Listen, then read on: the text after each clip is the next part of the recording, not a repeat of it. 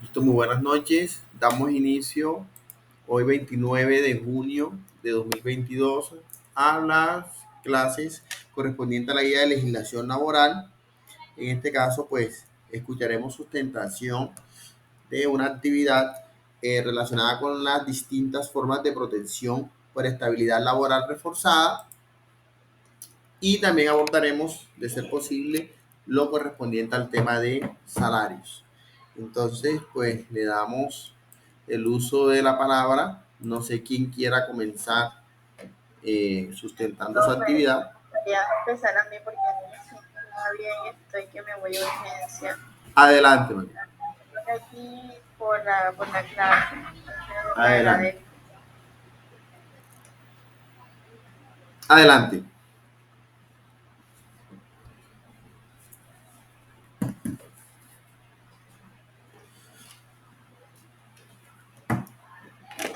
No, el docente de trabajo, llama. Sí, adelante.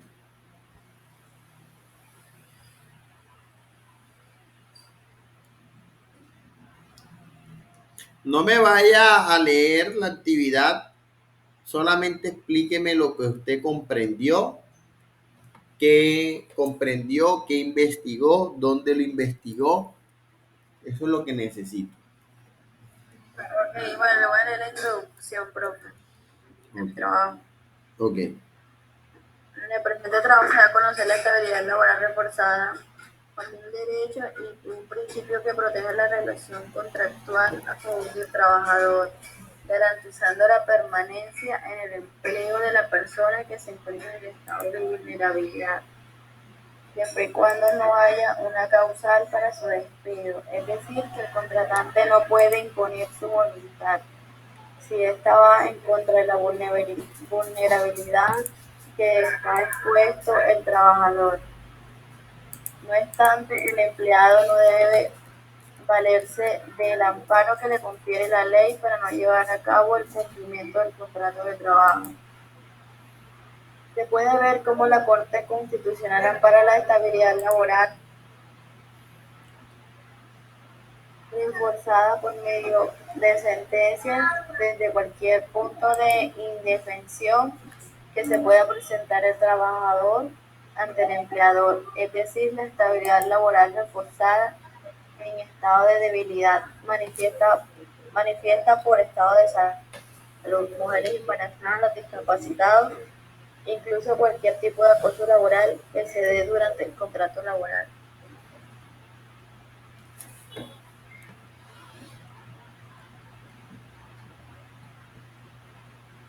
La estabilidad laboral reforzada consiste en el derecho a conservar el empleo, profe, a no ser despedido en razón de la situación de vulnerabilidad, a permanecer en el empleo hasta que se quiera, siempre y cuando no se configure una causal objetiva, Miranda, la sentencia. qué pena que le interrumpa, me está leyendo el trabajo, no es que me dé lectura del trabajo. Yo estoy ubicado también en el documento, me está dando lectura. Yo lo que necesito saber es,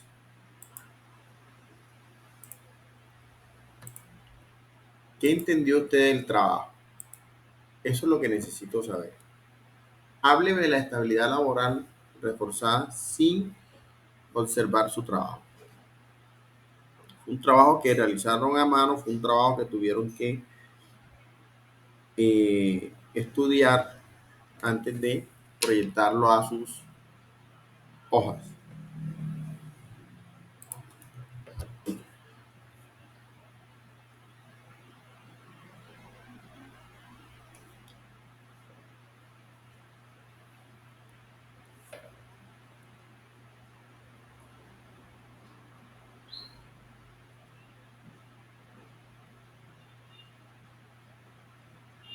La estabilidad laboral reforzada defiende el derecho a conservar un empleo, profesor. A una persona no ser despedida en situaciones de vulnerabilidad,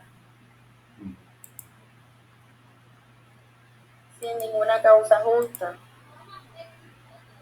Uh-huh.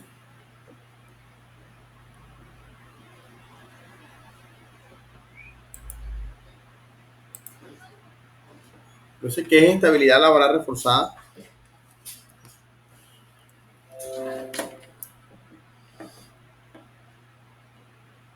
El derecho a conservar el trabajo, profesor.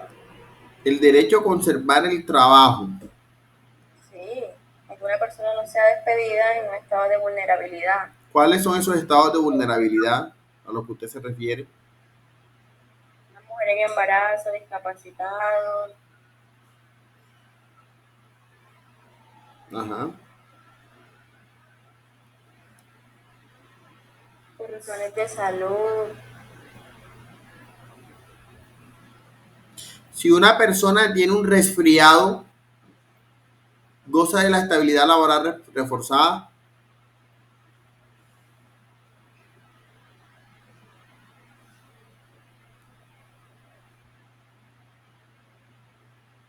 Tiene que ser profesor, porque si lo despiden por tenerse resfriado y por ejemplo dura 3 días de resfriado y fueron 3 días que no asistió a laborar, pues que lo despidan.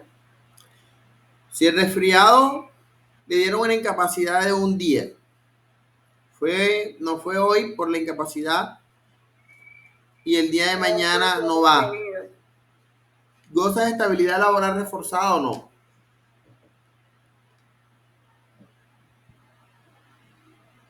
Está abusando, profe, sí puede que lo despidan, porque en realidad no es.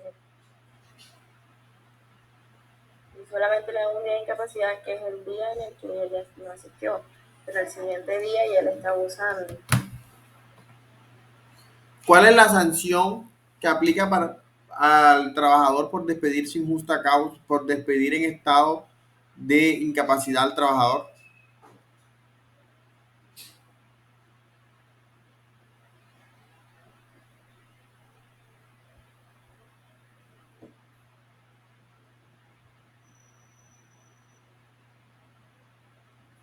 ¿Me repite más el favor, profesor? ¿Cuál es la sanción que se aplica para el empleador cuando éste despide a un trabajador con deficiencias de salud?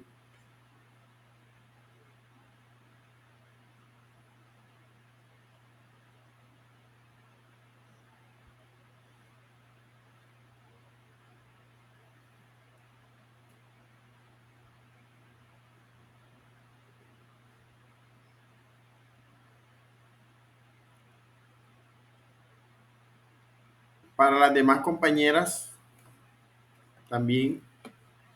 Profe, una sanción de 180 salarios mínimos ciento por día, ochenta salarios por día. O sea, por día. 180, o sea, si el empleador despide al trabajador o siendo una persona protegida por la estabilidad laboral, ¿Cuál de las le tendría estabilidades laborales? salud, Por salud. Ajá. sí. Entonces, él tendría que pagar una indemnización equivalente a 180 días de salario. Y si el trabajador no tiene ninguna discapacidad, ¿puede Pues, hablarse de alguna estabilidad laboral reforzada por no, temas de señor, salud? no, señor. No. No, si no tiene o sea, si no tiene ninguna discapacidad ni tiene algo que lo sustente, Por eso, si no pues tiene un certificado en el cual se diga que tiene una incapacidad por tantos días, no goza entonces de la estabilidad laboral reforzada. a mi concepto no, porque de pronto no hay algo que lo está sustentando. No, no es tanto según su concepto, sino de lo que usted La investigó. ley, según la ley, ¿Qué pues dice no, no, Rosángela? que no, profe, porque no tiene una causa relevante que justifique disponer su despido. Que no puede despedirlo. O sea, sí, pero si no tiene una causa bastante contundente o relevante para que sí pueda disponer de ese despido. ¿Cuál es una causa contundente o relevante según usted? Una enfermedad como el cáncer.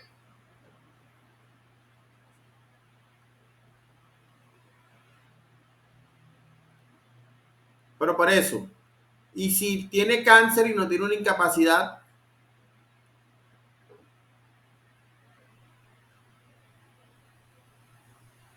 puede seguir laborando, profesor, no lo pueden despedir. Si no tiene una incapacidad, claro está. Si no tiene una incapacidad, lo pueden despedir. Sí, señor. ¿Qué dice Galindo?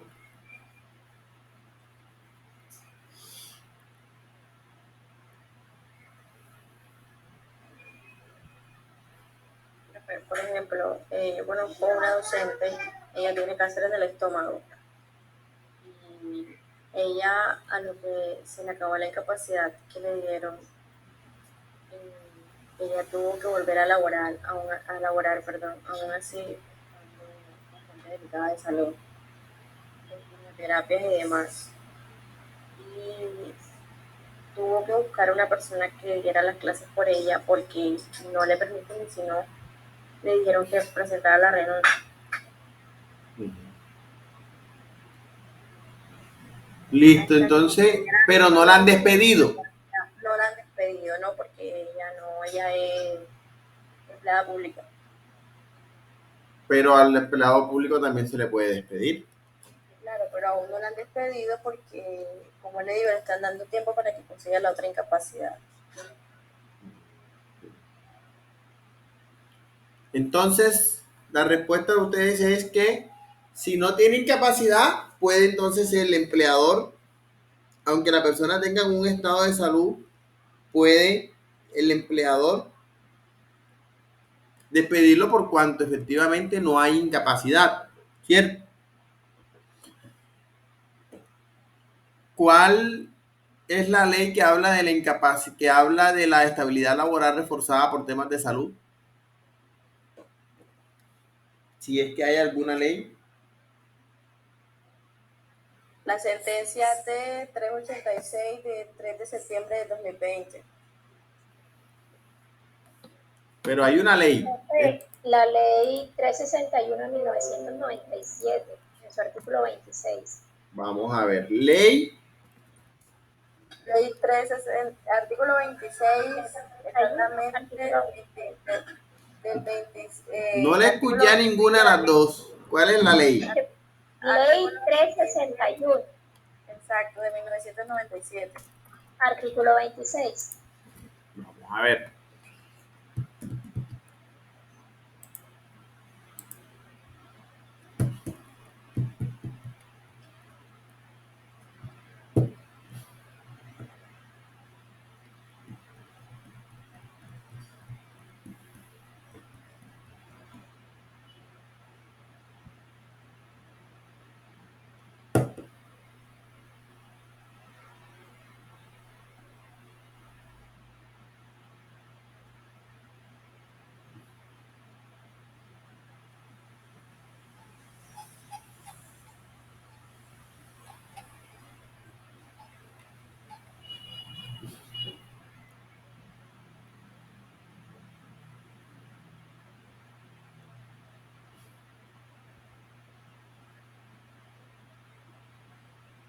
El artículo 25.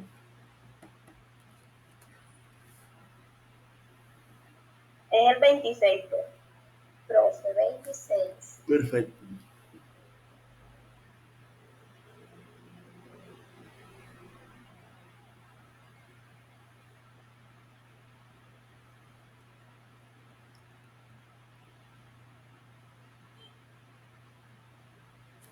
Y la sentencia.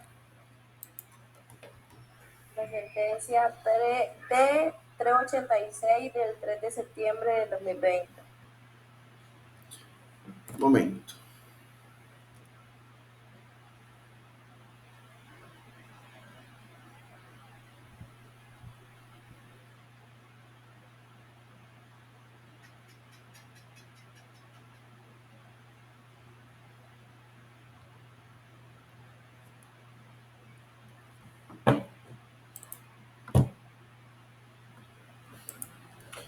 Sentencia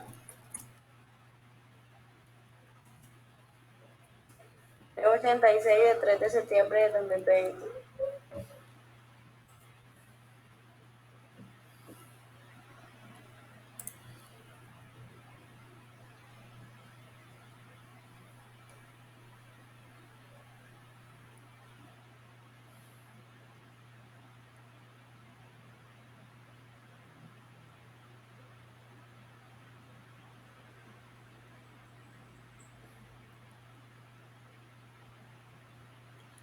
Vamos a leer.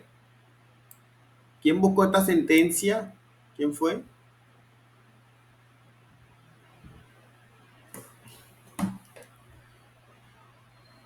Yo, profe.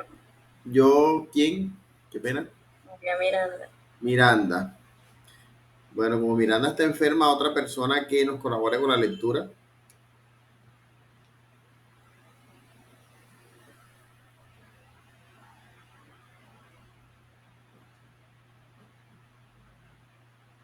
Disculpe, profe, ¿me regala el número de la sentencia? Yo la busco y le colaboro con la lectura. Ah, yo pensé que se la estaba compartiendo, disculpe. Ya está compartida. Estabilidad laboral reforzada respecto de personas con cáncer. Además de la autorización de la Oficina del Trabajo, la protección constitucional dependerá siempre de que se establezca que el trabajador realmente se encuentra en una condición de salud que le impida o dificulte significativamente el normal y adecuado desempeño de sus actividades, que la condición de debilidad manifiesta sea conocida por el empleador en un momento previo al despido y que en una justificación suficiente para y que no exista una justificación suficiente para la desvinculación, de manera que sea claro que la misma tiene origen en una discriminación. En estos supuestos se ha establecido una presunción en favor de la persona que fue apartada de su oficio. Listo.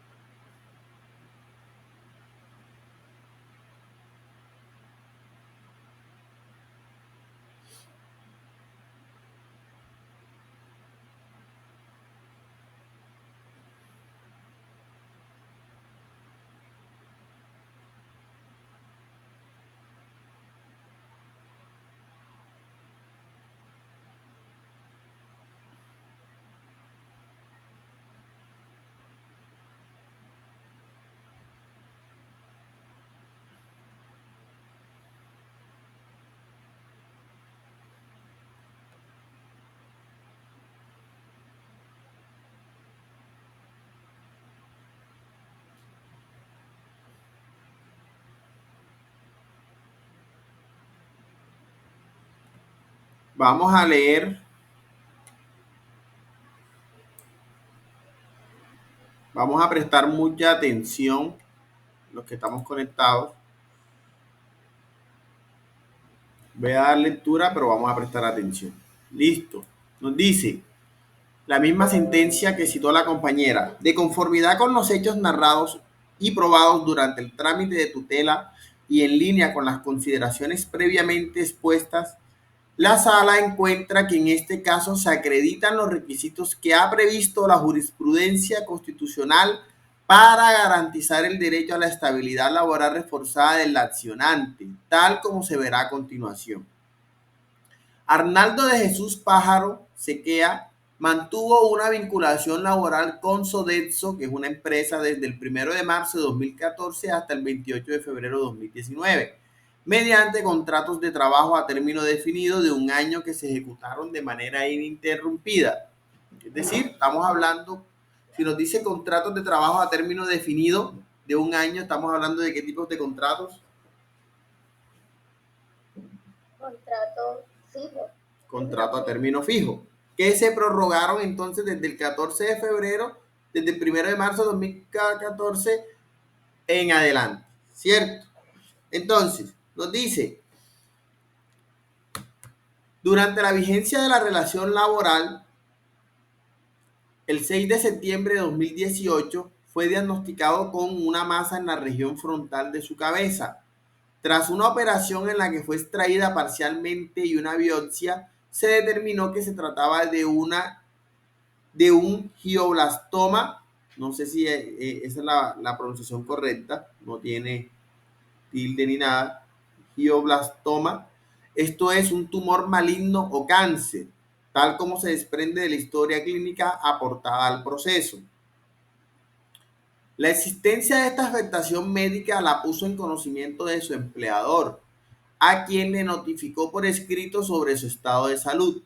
Además, estuvo incapacitado durante 99 días en los 5 meses anteriores a la terminación de su contrato en razón de la intervención quirúrgica referida, según el certificado médico aportado al proceso.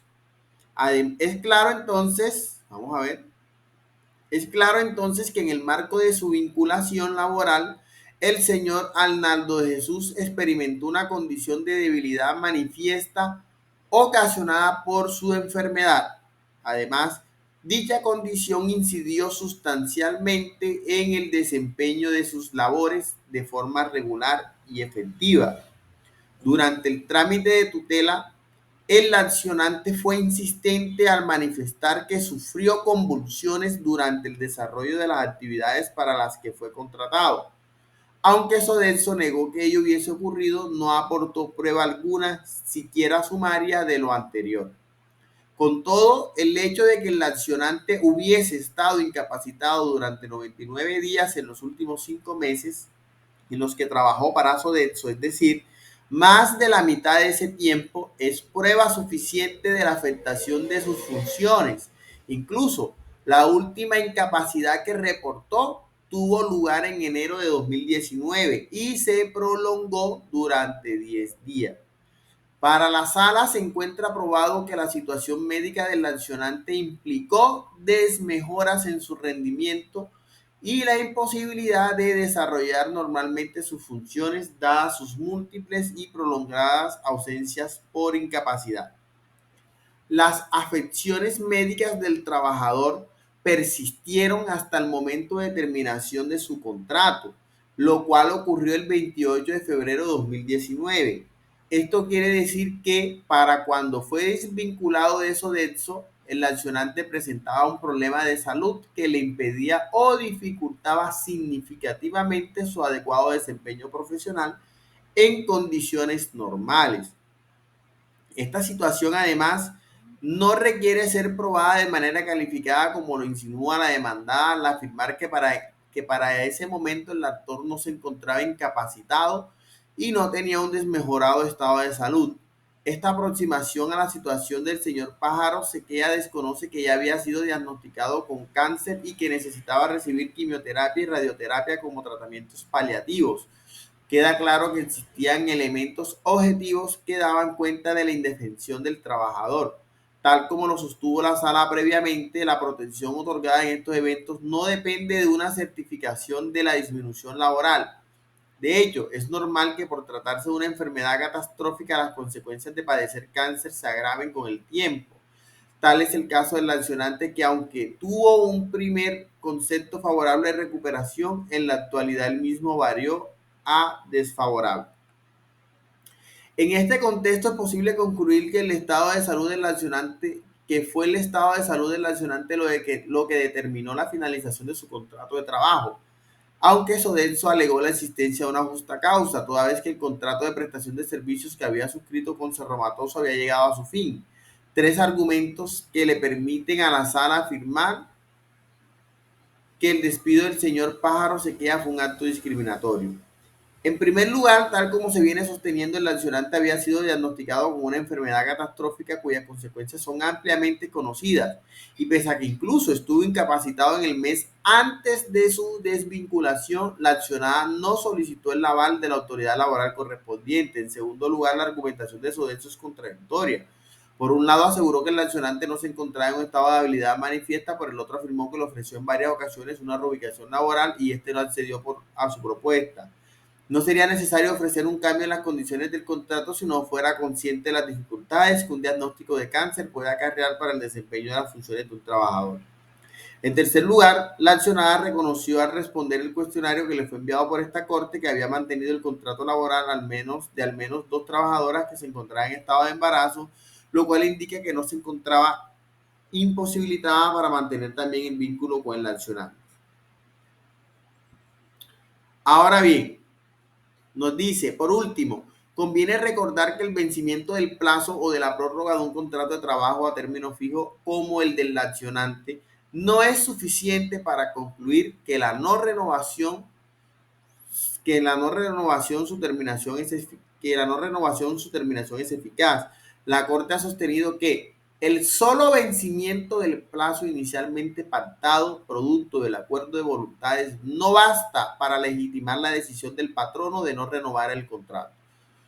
Solo así se garantizará de una parte la efectividad del principio de estabilidad en cuanto a expectativa cierta y fundada del trabajador de mantener su empleo si de su parte ha observado las condiciones fijadas por el contrato y la ley. Y de otra, la realización del principio, también consagrado en el artículo 53 de la Carta Política, que señala la primacía de la realidad sobre las formalidades. Recuerden este principio que nosotros vimos las primeras clases, establecidas por los sujetos de la relación laboral. Si además se tiene en cuenta que el accionante es una persona en situación de debilidad manifiesta que trabajó por cerca de 5 años de manera ininterrumpida para la accionada, es claro que contaba con la expectativa de que su contrato se renovaría y que no podía ser despedido sin antes haber acudido al inspector de trabajo. Volvemos entonces a nuestra clase.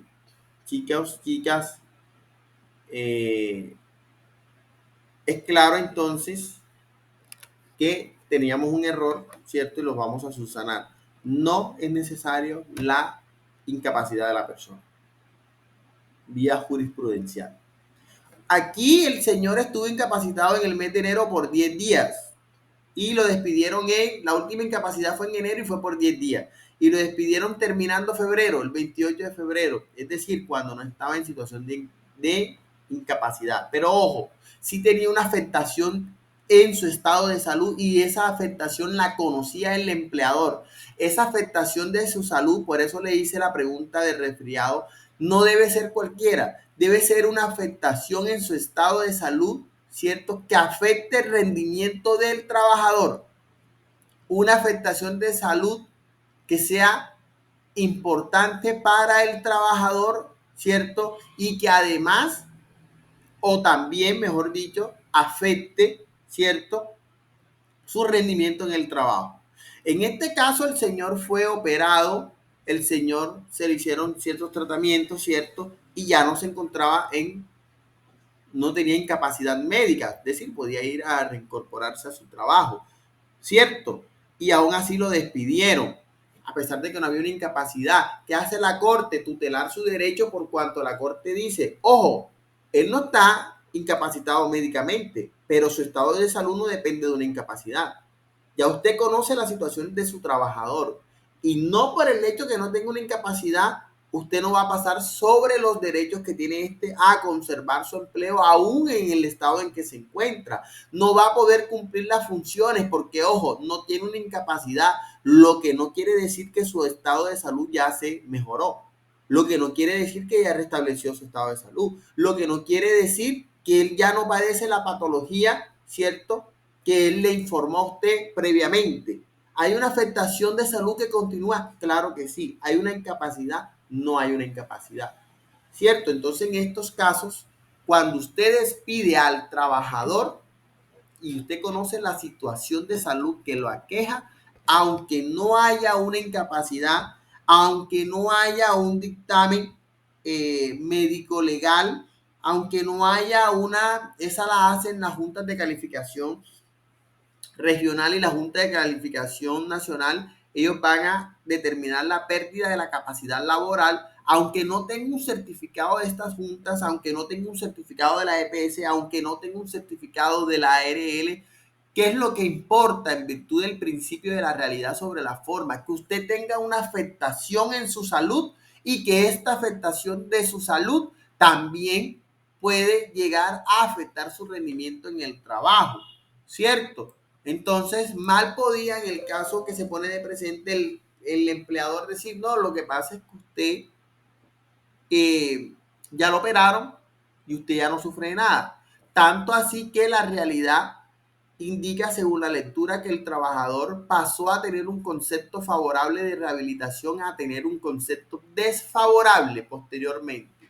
¿Cierto? ¿tuvo una protección? No tuvo una protección. Ahora bien, ya eso quedó claro. ¿Hay alguna duda respecto a que no se requiere la incapacidad para demostrar que la persona tiene una afectación de salud y para entonces beneficiarse de la estabilidad laboral reforzada? Es decir, puede que no esté en estado de incapacidad, no tenga la certificación, no importa. Todavía continúo con la afectación y todavía tengo la estabilidad laboral reforzada de que no me pueden despedir en la situación en la que me encuentro. Ojo, y aclaro, puede tratarse de una justa causa para dar por terminado el contrato.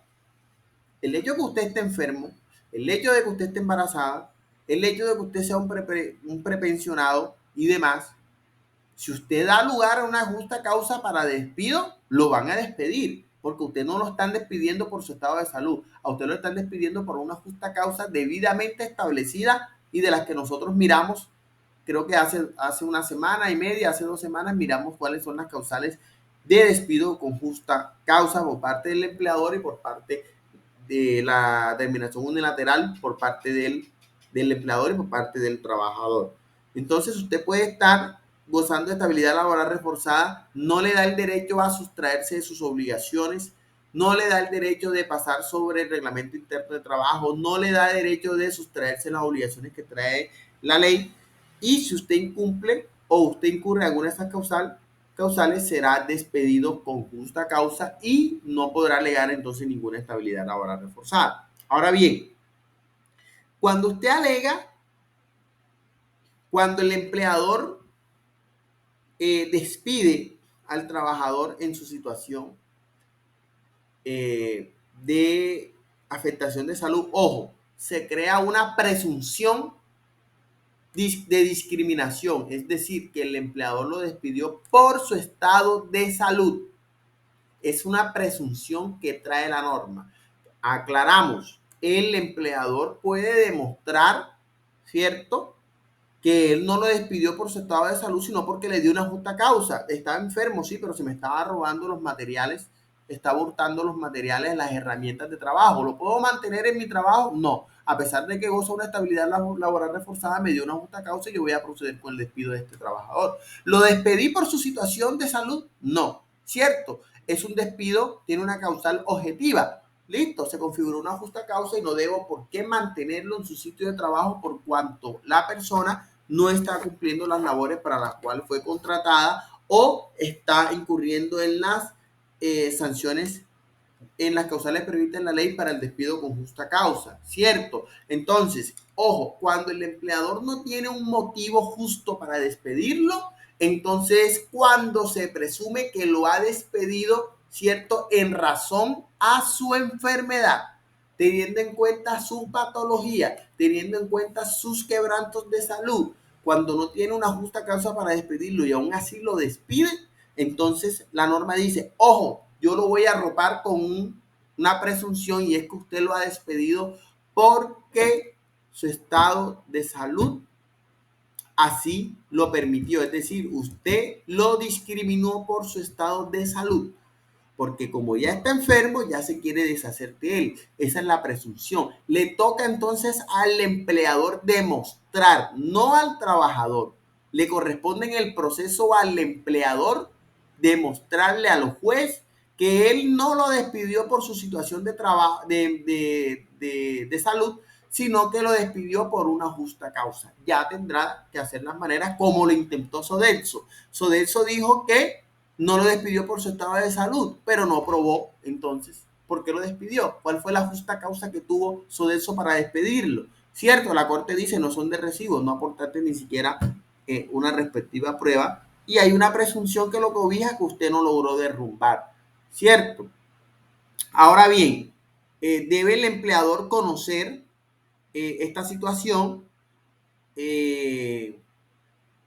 La sanción equivale a 180 días, equivale a reingreso, equivale a que debe pagarle si duro. Por ejemplo, lo despidió hoy, 29 de junio, y el señor ganó el pleito en 2024. Deberá, además de reintegrarlo a su lugar de trabajo, deberá pagarle la sanción de los 180 días y deberá pagarle los salarios y las prestaciones sociales que este trabajador tenía que devengar como si se estuviese trabajando con normalidad. Vamos a revisar entonces aquí la parte resolutiva de la sentencia. Vamos a ver si aquí hay un salvamento de voto.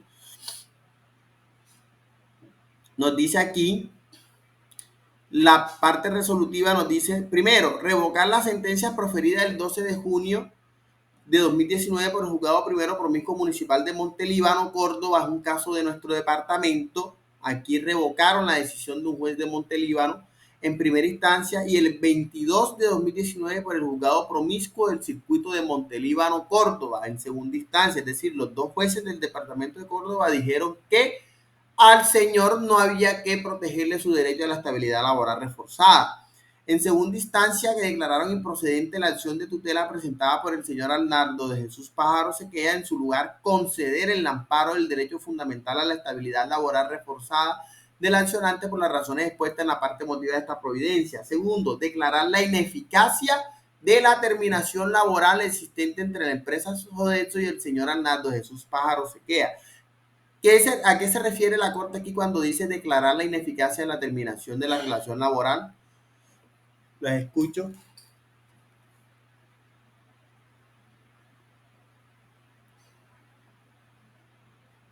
Profe, que ya el trabajador pues no va, o sea, el señor no va a seguir trabajando con esa empresa. No, vamos a leerlo bien. Ineficacia de la terminación de la relación Pero laboral. léalo completo. Segundo, declarar. Declarar la terminación de la relación laboral. No.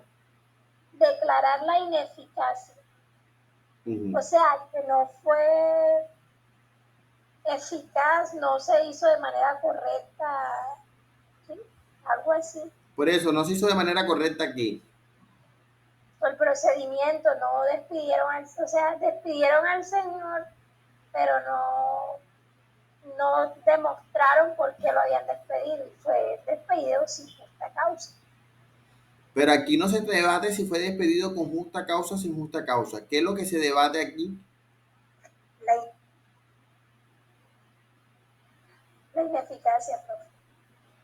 Pero por eso, les explico. Esta clase ya la vimos, de la ineficacia de los actos. Yo les decía, cuando una actuación, cuando un contrato, cuando una cláusula, cuando un escrito, cuando un convenio, cuando un pacto, cuando un otro sí, contenga disposiciones que van en contravía del trabajador, el juez va a declarar la ineficacia de esa actuación, es decir, la nulidad.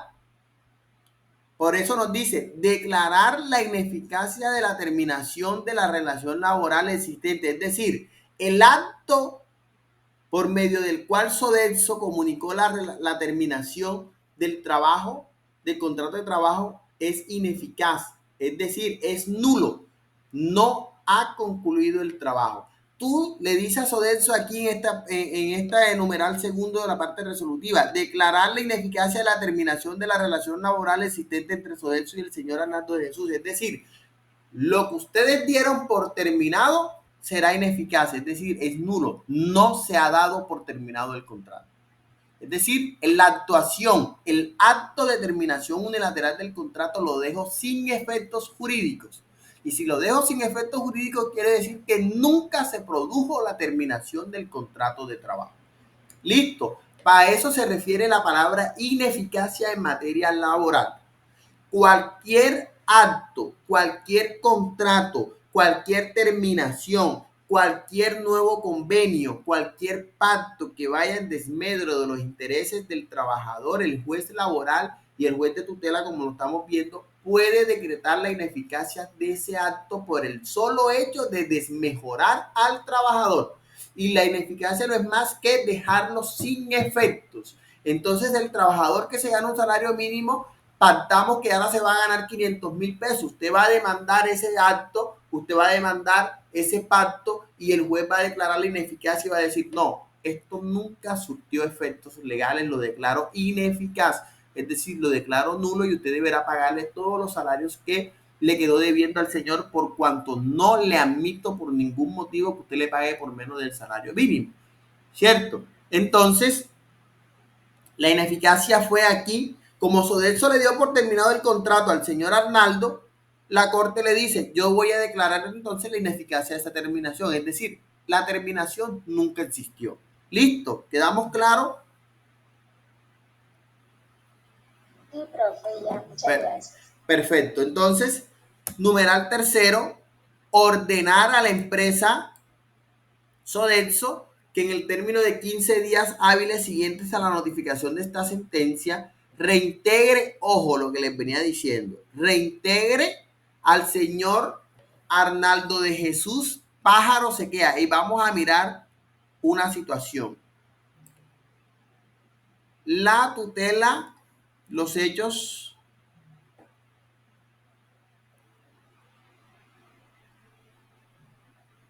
vamos a mirar los hechos.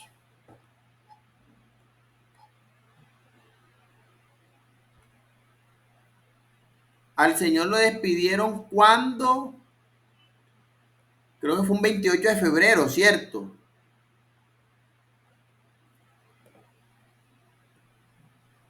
Aquí aparece, 28 de febrero ¿de cuándo? De 2019. ¿Cierto? Y la sentencia es del 3 de septiembre de 2020, es decir, pasó un año, marzo, abril, mayo, junio, julio, agosto, septiembre, 6 meses, un año y 6 meses transcurrieron desde la sentencia que estamos leyendo y desde el momento del despido del señor. Listo. Entonces la corte dice, no, declaro la ineficacia y damos por terminado este contrato, no vamos a dar por terminado este contrato de trabajo. Lo que ustedes dijeron que se daba por terminado, nosotros vamos a entender que no se ha dado por terminado. Y nos dice, tercero, dentro de los 15 días, señores Sodexo, ¿cierto? Reintegre al señor Arnaldo de Jesús Pájaro Sequea a la compañía y lo reubique previo concepto del área de medicina laboral en un cargo u oficio que preserve y atienda su estado de salud. Si ello aún es posible, dado el concepto de recuperación desfavorable emitido por la nueva EPS el 16 de abril de 2020.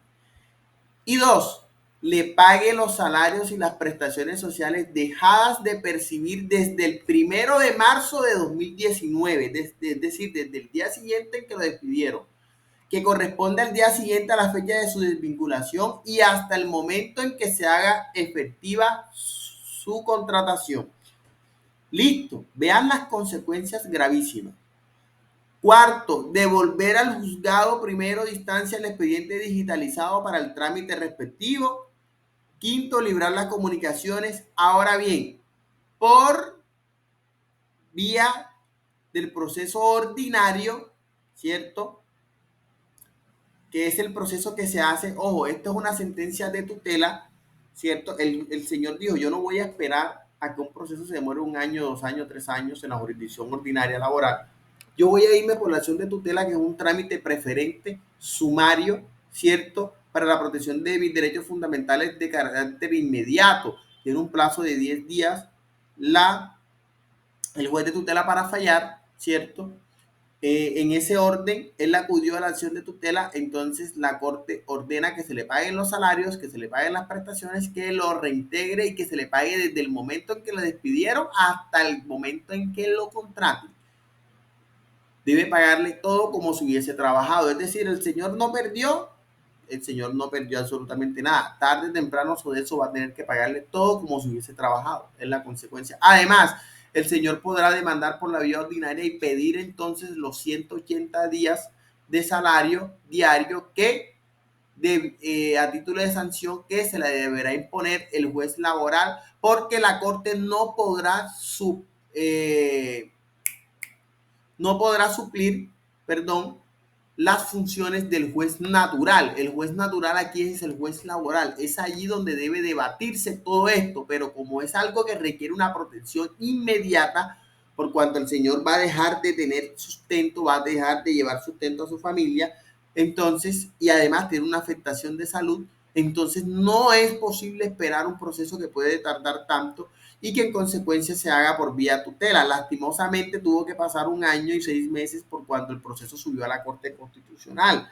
Y sabemos que son 10 días para el fallo de primera instancia, después va a un juez de segunda instancia que decide la impugnación y posteriormente es enviado a la corte y ahí a veces se demora un tiempo mientras es seleccionada por la corte, mientras se hace la audiencia y demás. Entonces, por eso se tardó tanto. Y por eso no dieron la orden de los 180 días porque eso le corresponde entonces al juez laboral. Listo, muchachos. ¿Qué les digo? Vamos a continuar. Ya creo que llevamos una hora de clases. Vamos a continuar con los salarios por cuanto el tiempo es corto. Ya no tenemos casi clases, entonces vamos a abordar el tema de los salarios. Listo.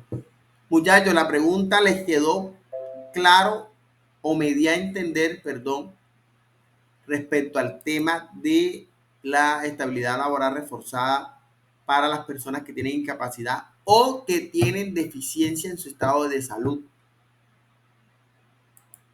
Sí, señor. Listo, entonces no solamente el que está incapacitado, sino que tiene una deficiencia y que la conoce entonces el empleador. Pasemos al salario, Profe, muchachos. Nos dice, profe, adelante. disculpe, entonces la exposición de nosotros Ya vamos o toma como nota participativa. sí, les voy a calificar la respectiva nota de participación en el trabajo por Ok. cuanto el tiempo es muy corto, Bueno, pues, pero gracias. solamente a las personas que están en clase, nada más Ok, nadie. Listo, entonces yo creo que aquí hay un estudiante que siempre está en clases, pero no recuerdo, yo creo que son dos María, está María Miranda, pero creo que hay otra persona que se llama María, que ella siempre está en clase. Listo, entonces pasemos al tema de salario. Muchachos, tenemos entonces que, según el artículo, ¿cuáles son los elementos esenciales del contrato de trabajo? ¿Me recuerdan las primeras clases? ¿Cuáles son los 3 requisitos que deben concurrir para que pueda existir un contrato de trabajo? subordinación, ¿no? Subordinación, adelante. El pago, obviamente, de la prestación del servicio y la prestación de servicio de manera, digamos que personal. Ahora mismo no recuerdo el nombre. Exactamente, la prestación personal del servicio. Exacto. Solamente cuando concurran estos 3 elementos podemos decir que hay un contrato de trabajo, ¿cierto?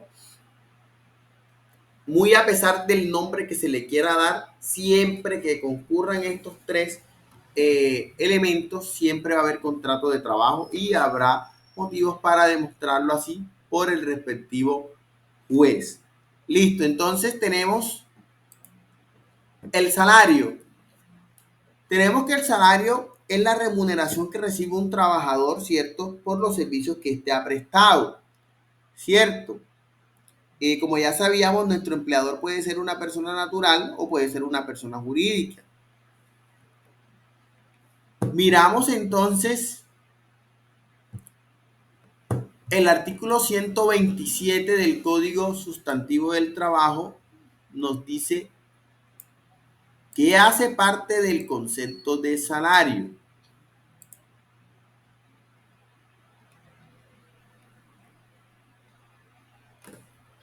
Damos lectura a Biel y nos colabora.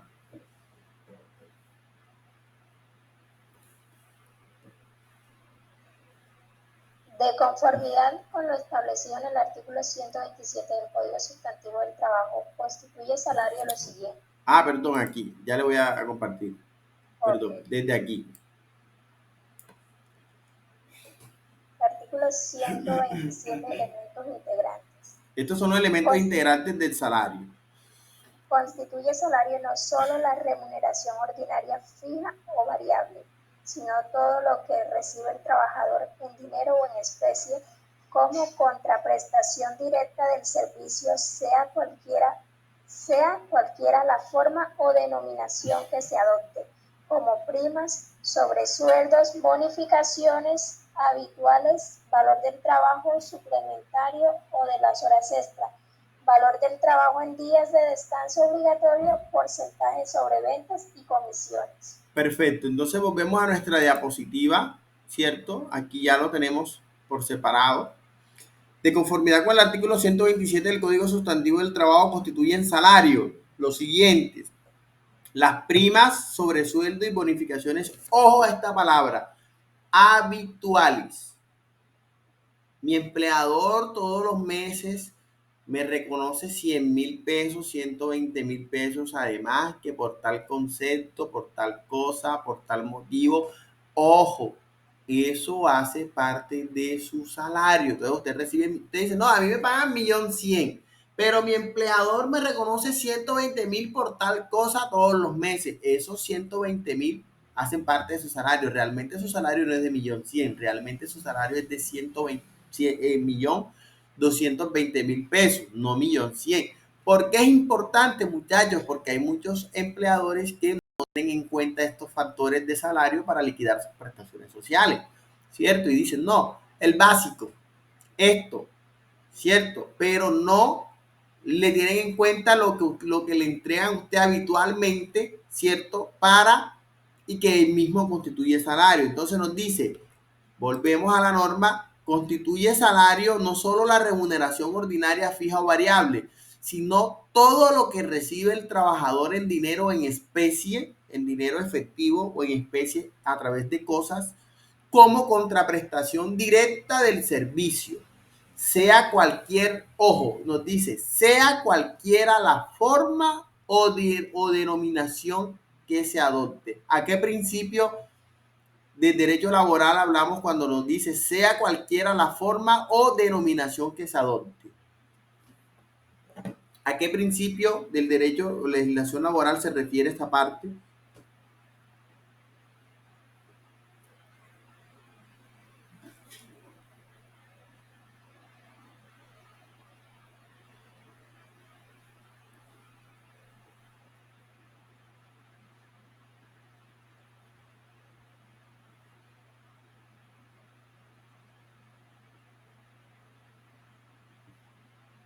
Principio de la realidad sobre la forma, muchachos. Vamos cerrando la guía y todavía no me hablan del principio más importante, principio de la realidad sobre la forma.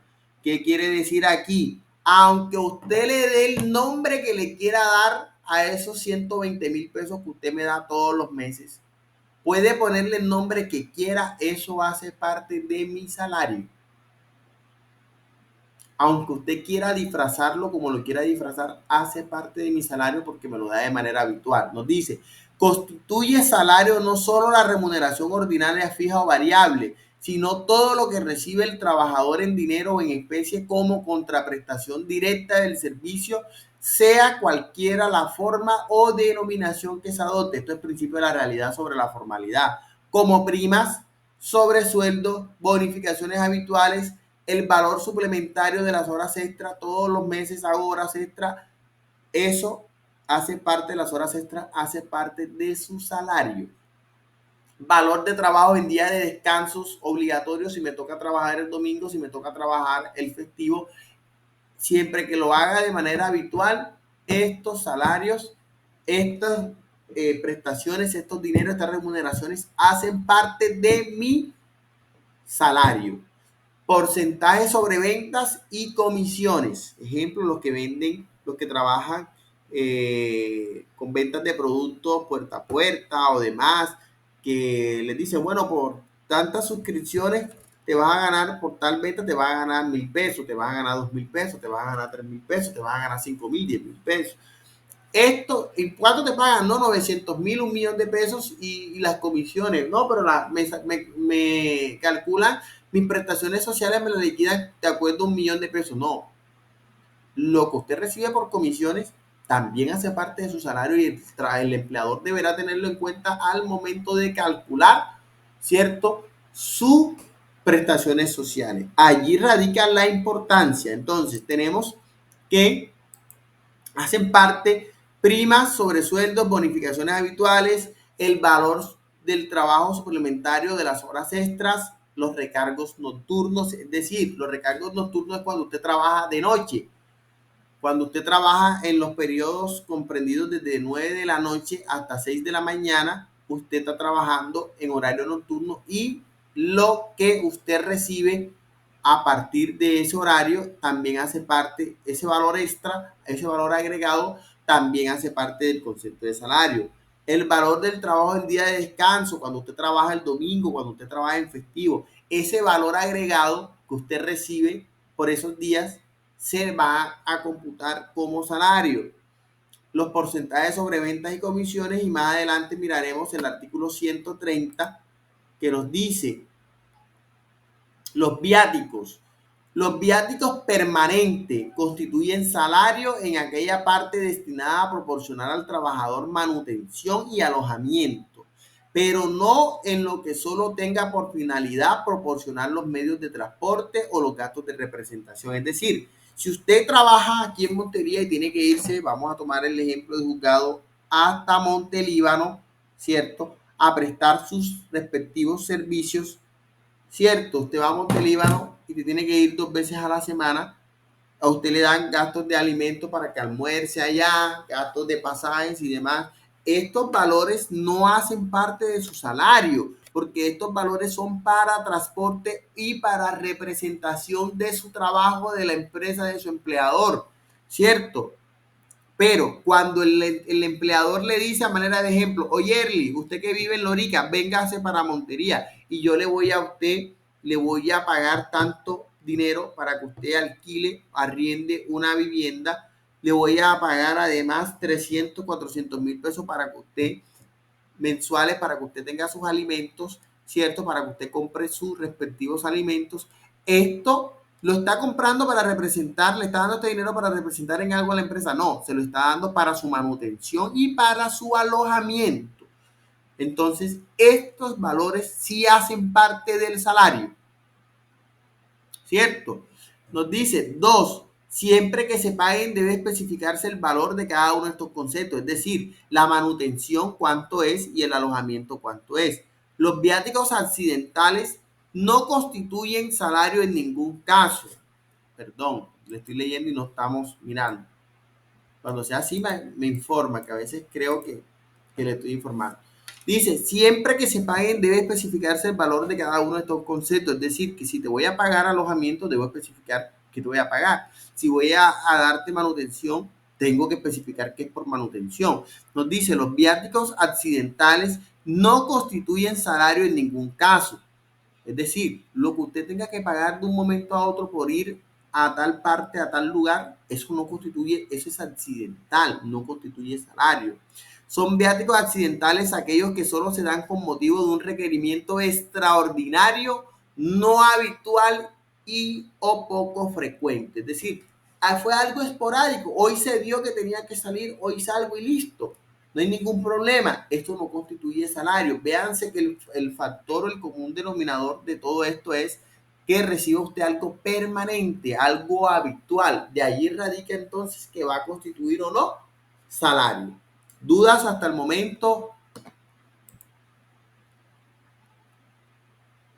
Listo. Nos dice el artículo 128, el 127 nos dice qué es lo que constituye salario, pero el 128 del Código Sustantivo nos dice qué es lo que no constituye salario y nos dice,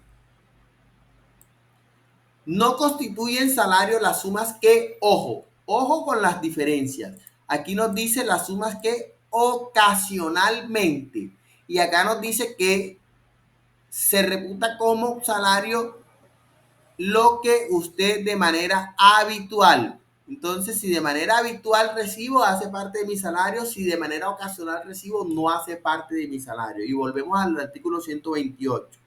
No constituye salario las sumas que ocasionalmente y por mera liberalidad recibe el trabajador del empleador como prima, es decir, porque el empleador hoy le quiso regalar a usted una prima, hoy le quiso decir vamos a regalarle tal o vamos a hacer tal detalle, eso no constituye salario, esa es la mera liberalidad, como prima, bonificaciones o gratificaciones ocasionales, y eso lo hace el trabajador, el empleador de vez en cuando le da un detalle, un premio, participación de utilidades, le dice, hoy como a mí me fue bien este mes, vamos a darle a usted, no el 1.100.000, vamos a darle 100.000 pesos más, pero eso no lo hace todos los meses, eso lo hace por allá el mes que mejor le va, ¿cierto? Vamos a darle un extra, eso no hace parte, no constituye salario. Los excedentes de la empresa de economía solidaria y lo que reciben en dinero o en especie no para su beneficio, es decir, lo que el empleador le da a usted, los dineros, las sumas, los conceptos, pero no es para su beneficio ni para enriquecer su patrimonio, sino para desempeñar a cabalidad sus funciones. Tome este dinero, ¿para qué? Para que usted compre materiales, para que usted le pague a otra persona que va a trabajar con usted, en fin, ¿cierto? Aquí le están dando algún dinero para que usted incremente su patrimonio, le están dando algún dinero por su trabajo extra, no, le están dando un dinero para que usted desempeñe sus labores, para desempeñar a cabalidad sus funciones, que necesito comprar tal cosa para desempeñar mi trabajo, tome el dinero, se lo están dando a usted, se lo están dando para entrevistar, para aumentar su patrimonio, no, se lo están dando para que usted cumpla sus funciones a cabalidad, ¿cierto? Como gastos de representación, medios de transporte, elementos de trabajo y otros semejantes. Son unos ejemplos que nos trae el Código Sustantivo del Trabajo. Cuando tiene que ir a entrevistarse con X o Y personas que le dicen, bueno, toma una tarjeta, invítela a tal restaurante, cuando son citas, entrevistas que tiene usted como trabajador de esa empresa con otros altos ejecutivos y demás, a veces le dan tarjeta, a veces le dan dinero, tome para que invite a almorzar al representante legal de tal empresa, para que tengan una entrevista cordial, para que la lleve a tal parte. Eso no se lo están dando para aumentar su patrimonio, se lo están dando para usted desempeñar sus funciones. Tome para que, teniendo en cuenta que debe transportarse a tal parte, hágalo a través de, tomen para los tiquetes de avión, tomen para los tiquetes de taxi, para el servicio de carro particular, en fin, no se lo están dando para pagar sus prestaciones, la prestación de sus servicios personales, sino para que usted cumpla a cabalidad con su trabajo, para la adquisición de elementos de trabajo y otros semejantes. Nos dice tampoco las prestaciones sociales de lo que tratan los títulos 8 y 9, ni los beneficios o auxilios habituales u ocasionales acordados convencional o contractualmente u otorgados en forma extralegal por el empleador cuando las partes hayan dispuesto expresamente que no constituyen salario en dinero en especie, tales como la alimentación, tales como la habitación, tales como vestuario, tales como las primas extralegales de vacaciones o de servicios o de Navidad. Entonces, muchachos, hablábamos que el alojamiento, hablábamos que la habitación, hablábamos que el vestuario constituye salario siempre y cuando las partes así lo convengan. Pero si las partes dicen, no, te voy a dar alimentación, te voy a dar habitación y te voy a dar vestuario, pero ninguna de las tres constituye salario, no hay ningún problema, no va a constituir salario, aunque se lo pague todos los meses, por orden expresa del mismo artículo 128 que nos dice, ni los beneficios habituales u ocasionales, es decir, que se da con frecuencia, habituales o ocasionales, perdón, los que se dan de manera esporádica, acordados convencional o contractualmente u otorgados en forma extralegal por el empleador cuando las partes hayan dispuesto expresamente que no constituyen salario en dinero en especie, tales como la alimentación, tales como la habitación y tales como el vestuario. Es decir, ustedes pactan con el empleador, no, bueno, listo, yo le voy a dar alimentación, le voy a dar habitación, pero ojo, eso no va a constituir salario. Ustedes dicen, ah, bueno, perfecto, lo dejan en la constancia expresa, entonces usted más adelante no podrá decir, no, porque es que me liquidaron mal. ¿Y por qué le liquidaron mal? No, porque yo tenía derecho a esto y a esto por tales motivos. No, usted no tenía derecho por cuanto ustedes pactaron, ¿cierto? Que la respectiva alimentación, la respectiva habitación, el respectivo vestuario no hacía parte del salario.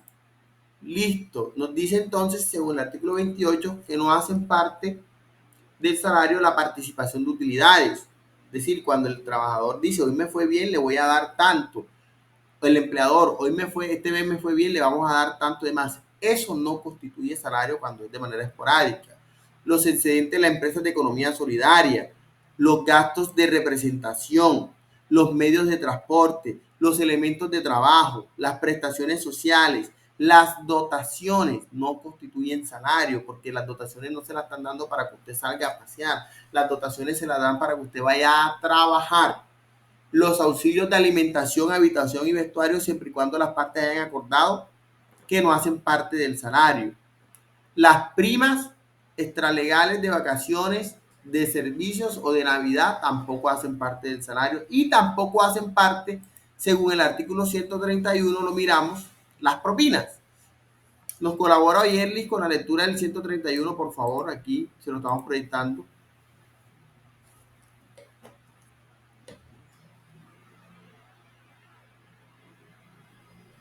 Artículo 131. Propinas. Las propinas que recibe el trabajador no constituye salario. No puede pactarse como retribución del servicio prestado por el trabajador lo que se reciba por propinas. Listo. Entonces nos dice el artículo 131 del Código Sustantivo del Trabajo: las propinas que recibe el trabajador no constituye salario, no hace parte del salario. Imagínense, si a usted le dieron hoy 200,000 pesos de propina en un restaurante a manera de ejemplo y mañana 200 y el empleador deberá liquidar prestaciones sociales teniendo en cuenta estas propinas, que él no le está pagando eso se lo está dando otra persona. Imagínense. ¿Ah? No puede pactarse como retribución del servicio prestado por el trabajador lo que éste reciba por propina. Es decir, tampoco puede el empleador decirle, lo que pasa es que yo le tengo que pagar 1.000.000, pero usted recibió 200,000 pesos en propina, entonces le voy a dar 800. No hace parte la propina del salario y tampoco podrá pagarle el empleador al trabajador con las propinas. Listo. Pasemos entonces al salario en especie. ¿Qué es el salario en especie, muchachos? Cuando no es dinero en efectivo, cuando no son sumas de dinero, cuando le están dando otras cosas, cierto, que no es dinero. A eso se refiere el salario en especie. Y pasemos al artículo 129 del Código Sustantivo del Trabajo, que reza: constituye salario en especie toda aquella parte de la remuneración ordinaria y permanente que reciba el trabajador como contraprestación directa del servicio, tales como la alimentación, tales como la habitación, tales como el vestuario que el empleador suministra al trabajador o a su familia, salvo la estipulación prevista en el artículo 128. ¿Cuál es esa estipulación, muchachos? La que vimos. Si ellos pactan, ¿cierto?, que estos conceptos no son tenidos en cuenta como salario, no serán tenidos en cuenta como salario. Entonces, esto es salario en especie: la alimentación, la habitación, el vestuario. Es decir, puedo pagarte en efectivo, pero también te puedo pagar, te descuento de lo que te estoy pagando, te descuento la alimentación, te descuento la habitación, te descuento el vestido que te brindo.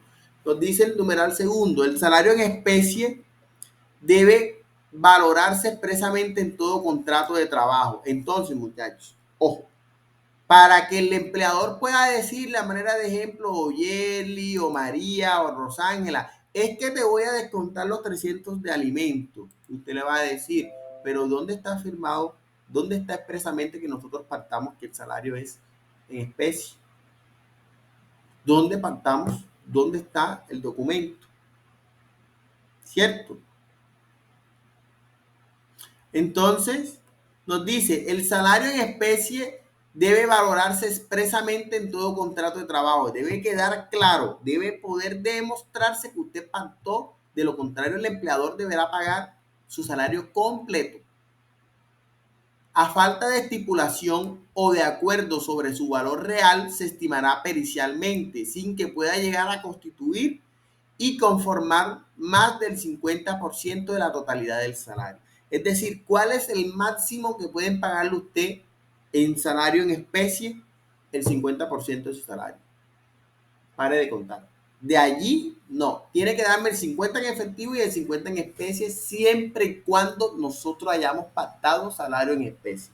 Si no hemos pactado salario en especie, o si no queda por escrito, o si no está expresamente consignado en algún documento, no podrá el empleador decirle, le voy a descontar los 50 de los alimentos que le di, le voy a descontar la habitación y le voy a entregar el 50% en efectivo. No, deberá entregar todo en efectivo, so pena de incurrir en el no pago de salario. Y ya ustedes saben de las clases pasadas la cantidad de sanciones a las que puede verse expuesta el empleador cuando no paga prestaciones ni paga salarios debidos en las formas que establece el Código Sustantivo del Trabajo.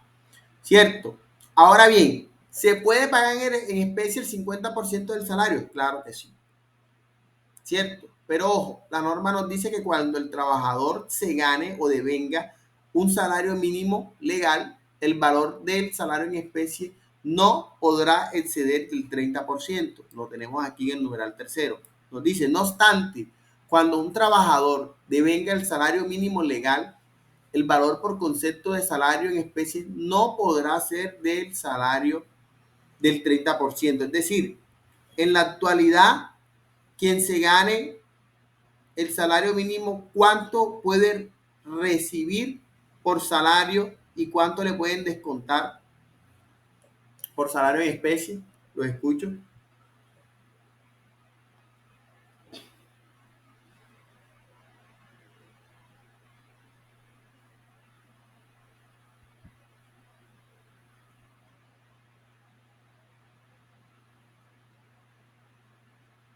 Las escucho.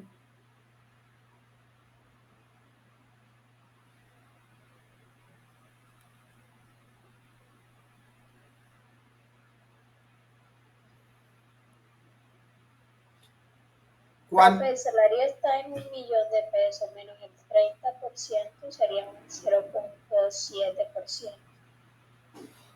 ¿Cuánto puede recibir entonces en efectivo ese trabajador que pactó salario en especie? ¿Cuánto tienen que pagarle a él? Mínimo tienen que pagarle mensualmente. ¿Cuánto? 700.000 pesos. De allí no puede el empleador restarle más. El resto se lo puede pagar en especie, sí, pero mínimo debe entregarle 700.000 pesos para los que están devengando un salario mínimo legal mensual vigente. Listo. Eso en cuanto, si se gana más de un salario, pueden descontar el 50% para pagarle en efectivo y para pagarle el resto en especie. Cuando se trate de un trabajador que devenga una suma equivalente a un salario mínimo o inferior, deberá pagársele solo el 30% en especie y el resto en efectivo. Ahora bien, hay una figura, muchachos, que se denomina un salario integral. ¿Qué es el salario integral, muchachos? Este tipo de salarios, ¿cierto? Que no puede ser inferior a 10 salarios mínimos. Esto es un salario integral. Ojo, ¿cuál es la importancia? Que aquí van incluidas las prestaciones sociales. No se le va a liquidar al trabajador las prestaciones sociales. Pero ojo, el empleador, el trabajador tiene, para poder hablar de un salario integral, debe recibir 10 salarios mínimos, más un 30% que equivale a un factor de prestaciones, un factor prestacional, ¿cierto? En ese orden, en la actualidad, para la persona recibir un salario integral, debe recibir 10 millones de pesos más un factor salarial que es del 30% para un total entonces de ¿cuánto? De 13 millones de pesos. 30% de 10 es ¿cuánto? 3 millones, ¿cierto? Entonces, son 10 salarios y a esos 10 salarios le va a sumar el 30% de esos 10 salarios, es decir, son 13 salarios que deberá recibir en total. Pero ojo, los 10 salarios mínimos son por la prestación de sus servicios y los otros, el 30% de esos salarios, ¿cierto?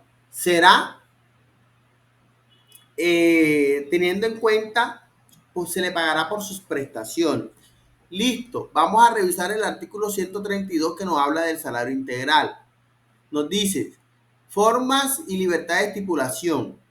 Nos dice el empleador y el trabajador pueden convenir libremente el salario en sus diversas modalidades, como por unidad de tiempo, por obra o destajo o por tarea, perdón, es el numeral segundo. Dice, no obstante, lo dispuesto en los artículos, no obstante, Perfecto. adelante. Disculpe que lo interrumpe. Usted nos dijo que le avisáramos cuando nos saliera la nota en la pantalla. Perfecto. Nos ubicamos entonces en el artículo 132, qué pena con ustedes.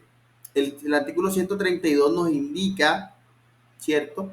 No obstante lo dispuesto en los artículos 13, 14, 16, 21 y 340 del Código Sustantivo del Trabajo y las normas concordantes con estas, cuando el trabajador devenga un salario ordinario superior a 10 salarios mínimos legales mensuales vigentes, valdrá la estipulación escrita. Ojo, debe ser una estipulación escrita de un salario que, además de retribuir el trabajo ordinario, compense de antemano el valor de las prestaciones. Primera característica del salario integral: debe constar por escrito. Debe decir el empleador en su contrato: va a devengar un salario integral. Si no lo estipula así, deberá, ojo, pagar estaría pagando más de los 10 salarios, más el 30%, sería en la actualidad más de 13 millones de pesos, pero como, ojo, en el 30% van las prestaciones, es decir, que cuando llegue junio no le va a pagar prima, que cuando llegue diciembre no le va a pagar prima, que no le va a pagar intereses de cesantía y demás. Pero ojo, si usted no estipula, no dice que es salario integral, entonces a usted como empleador le va a tocar pagarle sus prestaciones al trabajador. Entonces, listo, es salario integral, perfecto, no hay ningún problema, pero debe constar por escrito. Entonces nos dice: cuando el trabajador devenga un salario ordinario superior a 10 salarios mínimos legales mensuales vigentes, valdrá la estipulación escrita de un salario que, además de retribuir el trabajo ordinario, compense de antemano el valor de prestaciones, de recargos y beneficios tales como el correspondiente al trabajo nocturno, ordinario, dominical y festivo, el de primas legales, extralegales, las cesantías y sus intereses, subsidios y suministros en especies, y en general las que incluyen en dicha estipulación, excepto las vacaciones. Es decir, lo único que queda por fuera del salario integral son las vacaciones. De resto incluye todo lo que usted debe recibir. Ahora bien, ¿qué pasa? No hay lugar a que recibo más de 10 millones, pactamos más de 13 millones en la actualidad. Más de 13 millones porque es más de 10 salarios más el 30%. Entonces 10 salarios en la actualidad son 10 millones más el 30% de esos 10 salarios, que equivale a 3 millones, un total de 13 millones. Más adelante se irá a modificar teniendo en cuenta lo que gane cada trabajador. En la actualidad es esto. Entonces, en ese salario integral va incluido casi todo: horas extra, prima, cesantía, intereses de cesantía y demás, horas extra, trabajo los domingos, trabajo los festivos, no importa, todo va incluido allí, menos las vacaciones. Nos dice, excepto las vacaciones. ¿Qué pasa? Debe constar por escrito, debe cumplirse 10 salarios más el 30% del factor prestacional, y además debe estipularse por escrito. Si no se deja constancia, no estamos hablando de salario integral. Y si no estamos hablando de salario integral, es decir, la persona está recibiendo 13 millones de pesos, usted deberá entonces más adelante pagarle todos estos conceptos que se iba a ahorrar, pero como usted no escribió que era con salario integral, usted deberá pagarlos todos nuevamente. Por eso es la importancia de redactar bien y de leer antes de firmar. Listo, muchachos, esto en cuanto al salario integral, de lo que trata el artículo 132. Nos dice conceptos que se incluyen en el salario integral: el salario, las primas, auxilio de cesantía, horas extra, recargo nocturno, ya esto lo vimos en el artículo, trabajo dominical, primas extralegales que tenga la empresa. ¿Cuáles son los conceptos que no se incluyen en el salario integral? Las vacaciones, los aportes al sistema de seguridad social, los aportes a parafiscales, la indemnización por despido injustificado y la sanción moratoria por no pagar el salario al terminar el contrato de trabajo. Vamos a leer el artículo 132, que nos dice: este salario no estará exento de las cotizaciones a la seguridad social ni de los aportes al SENA. Este salario de seguridad social, muchachos, eso es riesgos laborales, salud, pensión, complementarios y los aportes Cuando hablamos de parafiscales, hablamos de los aportes al SENA, al ICBF y a las cajas de compensación familiar, que en el caso de Córdoba es Confacor. Listo.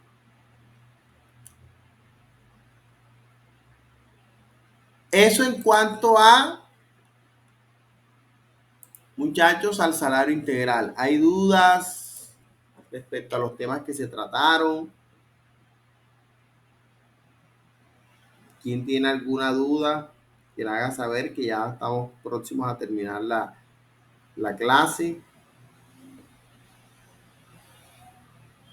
Profe, no, pues todo claro.